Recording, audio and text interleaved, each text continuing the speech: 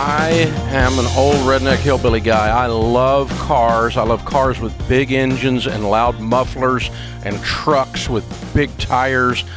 I love vehicles.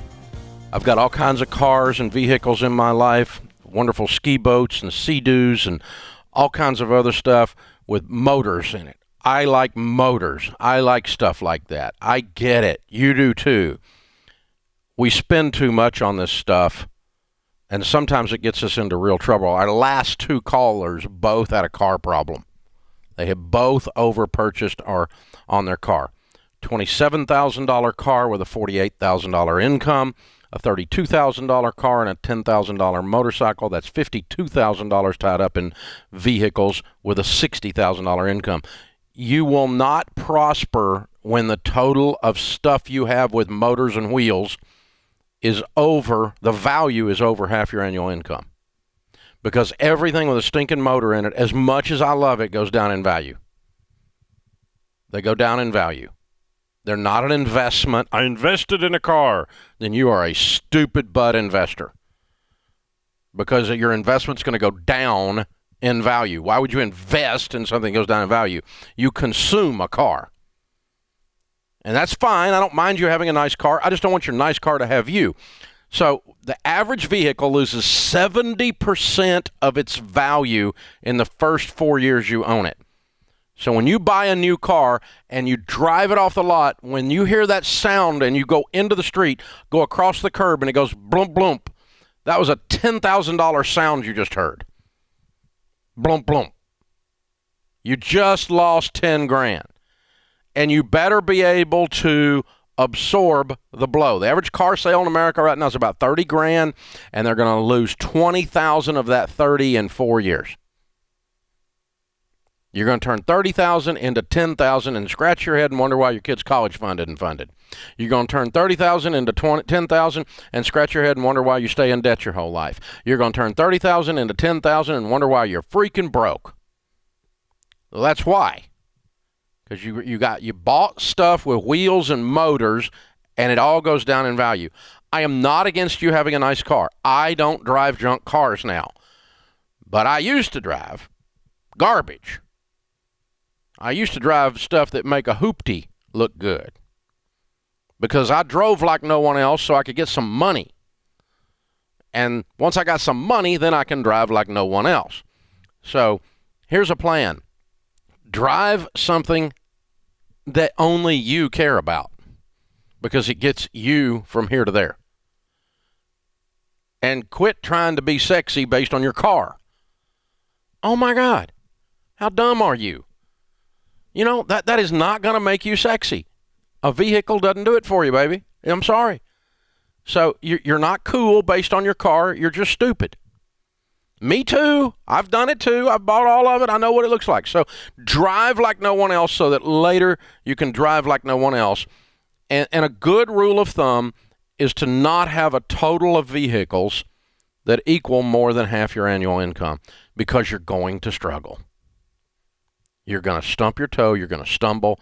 It's going to be hard because you're losing more money than you're making is what it amounts to. And it just mathematically causes you to walk with a limp. It mathematically does not allow you to sprint, to be all that you can be, right?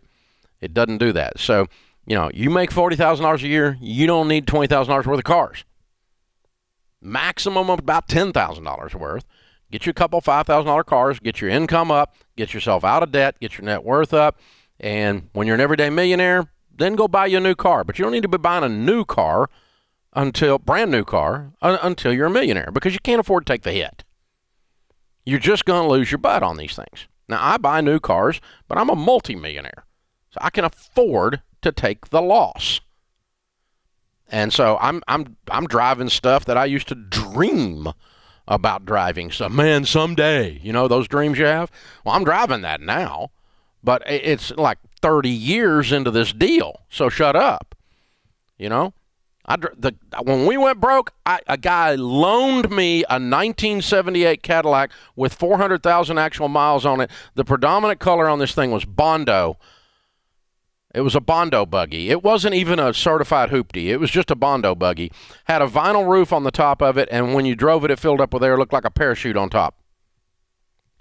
This was white trash vehicle right here. And I'm driving this white trash hillbilly vehicle.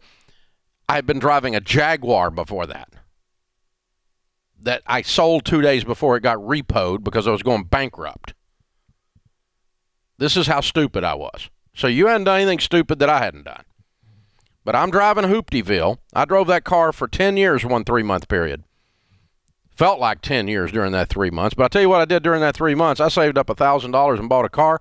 Gave my buddy his nice loaner back.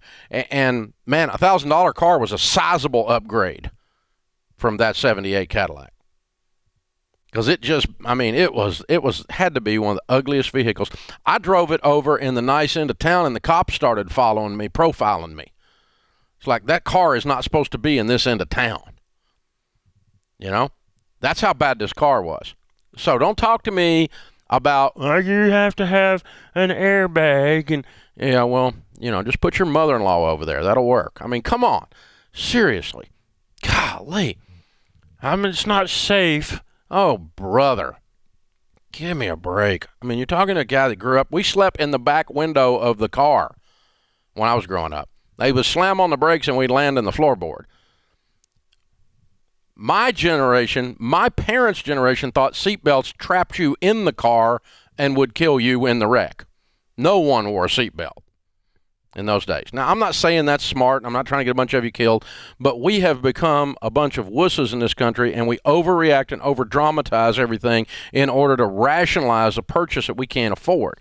So you can't afford the car if you can't, A, pay cash for it, and B, if the total of all your vehicles equals more than half your annual income, and that includes your $9,000 lawnmower by John Deere, which also goes down in value like a rock. You just bought the Bentley of lawnmowers, and so you're asking for it.